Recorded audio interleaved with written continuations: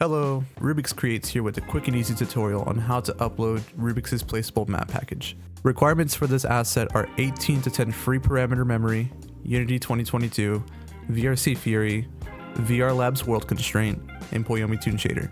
To check your parameter memory, you will go to your avatar in the hierarchy, scroll down in your inspector to expressions, and then double click on your parameters.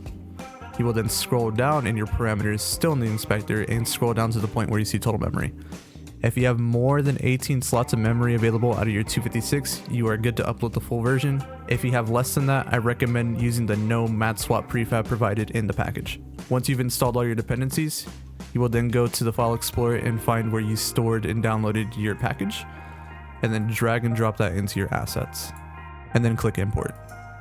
Once you've imported the package, you will see that Rubik's Placeable Mat has now been added to your assets. You will click on that, click on Round Mat Prefabs, and again, depending on how many parameter slots you have or what version you'd like, we have our regular Round Mat Prefab, which this is the full version with material swaps, and we have our Round Mat No Texture Swap Prefab, which just disables the texture swapping so you save on 8 parameter memory.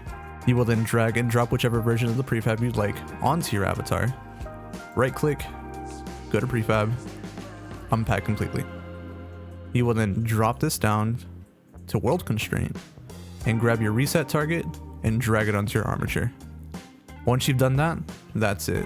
To test this, I recommend you install Gesture Manager before uploading and enter play mode.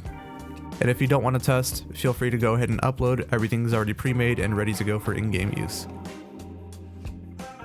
Alrighty guys, thank you for watching this short tutorial on how to upload this asset. If you are still having issues with uploading or something is breaking in the asset, feel free to join the Discord in the description below. We will be more than happy to help you out and get it working for you. Until next time, peace.